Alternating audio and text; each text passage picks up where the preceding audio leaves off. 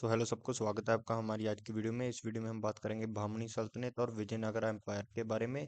ये जो ये दो ऐसे एम्पायर हैं जो आपस में एक समय पे जो मौजूद थे, यानी कि ये दोनों जो हैं ये को एग्जिस्ट करते थे, यानी कि एक समय पे ही ये दोनों जो है बहमनी सल्तनत और विजयनगर एम्पायर जो है ये एग्जिस्ट करते थे। और ये आपस में जो है एक जगह है जिसको कहा जाता है रायचूड़ दोआब, जिसके लिए ये आपस में लड़ते थे। तो चलिए शुरू करते हैं आज की वीडियो बिना आपका टाइम वेस्ट किए। उससे पहले आप चैनल को सब्सक्राइब कर लीजिए क्योंकि हम डेली एक वीडियो लाते हैं, और वीडियो को लाइक कर दीजिए। तो सबसे पहले हम बात करेंगे बहमनी सल्तनत के बारे में कि ये ओरिजिनेट कैसे हुई। बात है साल 1347 की। सन 1347 में अलाउद्दीन हसन बहमन शाह ने जो है इस एम्पायर को जो है बहमनी सल्तनत इसको जो है फाउंड किया था। और ये जो थे अलाउद्दीन, हम इसको सिर्फ अलाउद्दीन शाह से कहेंगे क्योंकि बोलने में आसान है। जो अलाउद्दीन शाह है, इसको ये जो है ये फॉर्मर जो है गवर्नर था मोहम्मद बिन तुगलक का, यानी कि तुगलक डायनेस्टी में ये एक गवर्नर था। पर तुगलक डायनेस्टी के फॉल के बाद जो है इसने जो है अपना जो है खुद का जो एम्पायर है इसको इंडिपेंडेंट एम्पायर जो है डिक्लेयर कर दिया था। और इस एम्पायर का जो कैपिटल है वो था गुलबर्गा, जिसको बाद में जो है 1429 में बिदार में शिफ्ट कर दिया गया था। कुछ ज़्यादा इंपॉर्टेंट नहीं है। इसके बाद हम इनकी जो सिमिलरिटीज़ है और डिफरेंसेस है उनके बारे में भी बात करेंगे। पहले हम बात करेंगे इंपॉर्टेंट इवेंट्स के बारे में। सो जो मोहम्मद शाह वन है, इन्होंने जो है जो पहला कॉन्फ्लिक्ट है जो शुरू किया था अपना विजयनगर एम्पायर के साथ, जिसकी जो कंट्रोवर्सी है इन दोनों के बीच में जो है तकरारें जो हैं चलती रही। इसके बाद जो शुरू की थी मोहम्मद शाह फर्स्ट ने, और इसके बाद जो है ताजुद्दीन फिरोज शाह ने जो है विजयनगर एम्पायर के साथ जो है जंग छेड़ी थी, जिसको कहा जाता है बैटल ऑफ रायचूर, जो हुई थी 1420 में। ये याद रखने वाली चीज़ है। और फिर अहमद शाह फर्स्ट वाली ने जो है रंगल को जो है कैप्चर कैप्चर कर लिया था, यानी कि अपने कब्जे पे में ले लिया था, और जो पर्शियन कल्चर है उसको बहुत ही ज़्यादा जो है प्रमोट किया था। और फिर आते हैं मोहम्मद शाह थर्ड। और इनका जो रूल है ये डोमिनेट किया गया था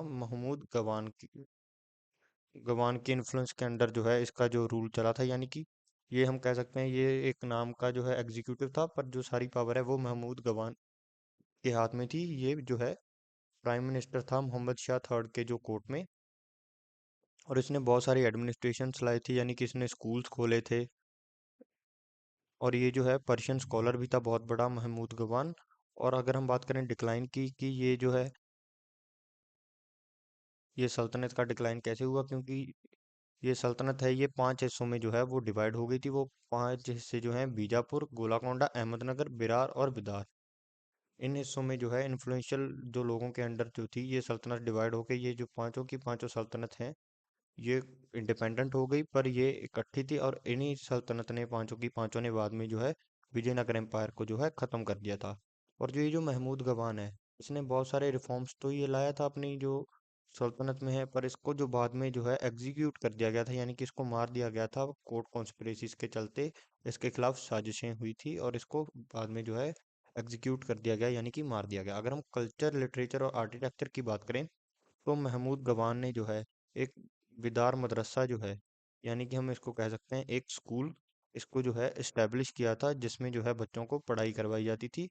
और इस समय जो है पर्शियन कल्चर जो है वो अपने टॉप पे था, यानी कि पीक एरा में था। अगर हम बात करें पोइट्स की और स्कॉलर्स की, जो महमूद गवान ने मैं आपको बता चुका हूँ, ये बहुत बड़ा जो है ये पर्शियन स्कॉलर था। वैसे तो इसमें महमूद गवान ही इम्पोर्टेंट है, आप इसको याद रखिएगा, ये बहुत बड़ा पर्शियन स्कॉलर था। अगर हम बात करें पोएट की तो इसामी जो है ये एक बहुत बड़ा जो है पोएट था। अगर हम आर्किटेक्चर की बात करें तो इस सल्तनत में जो है आर्किटेक्चर वो इंडो इस्लामिक स्टाइल था, जिसको कहा जाता है गोल गुम्बज, टॉम मॉस्क्यू और मदरसा। मदरसा स्कूल होते हैं, मॉस्क मस्जिद को कहा जाता है, टॉम तुम्बत होते हैं, और गोल गुम्बज यानी कि जो आपने देखा होगा कई मस्जिदों के ऊपर ऐसा जो राउंड स्ट्रक्चर होता है उसको गोल गुम्बज कहा जाता है। और कई वैसे भी पुरानी हिस्टोरिकल बिल्डिंग्स उस शेप में होती हैं, उसको गोल गुम्बज कहा जाता है। जो एक बिल्डिंग के ऊपर वाली हाइट में जो गोल सा कुछ बना होता है उसको गोल गुम्बज कहा जाता है। अगर आप वीडियो को यहाँ तक देख रही हैं तो वीडियो को लाइक कर दें और चैनल को सब्सक्राइब कर दें। अब हम बात करेंगे विजयनगरा एम्पायर के बारे में। सो ये विजयनगरा एम्पायर जो है, इसका ओरिजिन हुआ था 1336 में। इसको जो है, इसको इस्टेब्लिश किया था हरिहरा वन और बुक्का वन ने, जो कि विदारण्य की गाइडेंस के अंदर इन दोनों ने जो है इस एम्पायर को इस्टेब्लिश किया था। और इसका जो कैपिटल है वो हम्पी था। अगर हम बात करें इंपॉर्टेंट इवेंट्स की, तो हरियाणा वन और बुक्का वन ने, जिन्होंने ही इस जो है एम्पायर को, विजयनगरा एम्पायर को स्टैब्लिश किया था, इन्होंने बहमनी सल्तनत के लोगों के साथ जो है जंग लड़ी थी रायचूर दोआब के इलाके के लिए। और इस समय जो लड़ाई हुई थी उसको कहा जाता है बैटल ऑफ रायचूर। और देवारिया वन और सेकंड ने जो किया गया था, इन्होंने डिप्लोमेटिक तौर से जो है मुस्लिम आर्चर्स को, यानी कि कहने को तो ये हिंदू रूलर्स थे, यानी कि ये थे, सॉरी मैं शायद इस बात का मतलब कुछ लोग कुछ गलत समझ रहे हैं, पर मेरा वो मतलब नहीं था। ये हिंदू रूलर्स थे और इन्होंने हार्मनी को प्रमोट करने के लिए जो है मुस्लिम आर्चर्स को जो है अपनी आर्मी में जो रिक्रूट किया और आर्मी को स्ट्रेंथ किया, क्योंकि मुस्लिम आर्चर्स जो है वो बहुत ही ज़्यादा मशहूर थे अपने निशाने के लिए। और इसके बाद आते हैं सबसे ज़्यादा मशहूर और इन्फ्लुएंशियल जो हम कह सकते हैं लीडर विजयनगरा एम्पायर के, और रूलर भी कह सकते हैं, जिनका नाम है कृष्णा देवराया। इन्होंने जो है, इन्होंने बहमनीस को तो हरा ही हराया, उनके साथ साथ इन्होंने जो है उड़ीसा के गजापतिस को भी हराया, और रायचूर दोआब का जो इलाका है जिसके लिए इनकी जो है जंग होती थी बहमनी से, उनको उस हिस्से को भी इन्होंने कब्जे में ले लिया। और इन्होंने जो है तेलुगु, कन्नड़ा और संस्कृत लिटरेचर को बहुत सारा अपने रूल के दौरान बढ़ावा दिया। और फिर लास्ट में आती है बैटल ऑफ टालीकोटा, जिसमें जो है विजयनगरा एम्पायर का डिक्लाइन हुआ। इसमें जो रामराया है उसको जो है दक्कन सल्तनत इन्होंने जो है हरा दिया, और विजयनगरा सिटी को भी इन्होंने डिस्ट्रॉय कर दिया इसके बाद। और ये वही पांच दक्कन सॉरी, ये वही चार दक्कन सल्तनत हैं जो बहमनी सल्तनत में से निकल कर आई थी। और इन्हीं इनमें से सिर्फ एक जो है सल्तनत वो इसमें नहीं है। और ये चार सल्तनत जो है ये डेक्कन सल्तनत हैं, जो बहमनी सल्तनत से निकली थी और खुद इंडिपेंडेंट हो गई थी। इन्होंने मिलकर हमला किया जो विजयनगरा एम्पायर में, और रामराया को हरा दिया, और जो है विजयनगरा सिटी को भी खत्म कर दिया। अगर हम बात करें राइटर और पोइट्स की, कृष्ण देवराया जो हैं वो खुद तेलुगु के बहुत बड़े राइटर थे। और इनके साथ साथ जो दो मशहूर राइटर्स और हैं, एक हैं लसनी पेदाना और माधवा जी। आपने इन दोनों नामों को तो इतना ज़्यादा एग्जाम में नहीं पूछा जाता, पर आपने कृष्ण देवराया का याद रखना है कि ये तेलुगु के बहुत अच्छे राइटर थे। अगर हम बात करें आर्किटेक्चर की, तो जो है हम्पी मोनूमेंट्स इनमें से सबसे ज़्यादा इंपॉर्टेंट है, क्योंकि ये यूनेस्को साइट्स भी हैं। और ये, अगर क्वेश्चन पूछा जाए कि ये कौन सी जो है एम्पायर के अंडर आते थे, तो आपने याद रखना है विजयनगर एम्पायर के ये अंडर आते थे। और बाकी का जो आर्किटेक्चर है आपने उसको भी याद रखना है। और ये जो आर्किटेक्चर का स्टाइल है वो इंडो द्राविडियन आर्किटेक्चर है। अगर हम बात करें सिमिलैरिटीज क्या हैं बहमनी और विजयनगरा सल्तनत के अंदर, तो ये जो है को एग्जिस्टिंग थे, यानी कि देखिए इनकी जो टाइम लाइन है इनमें कुछ ज़्यादा फर्क नहीं है, पर बहमनी सल्तनत जो है वो इनसे पहले जो है डिक्लाइन हो गई थी। सो बहमनी सल्तनत जो है ये फाउंड हुई थी 1347 में, और विजयनगरा एम्पायर 1336 में।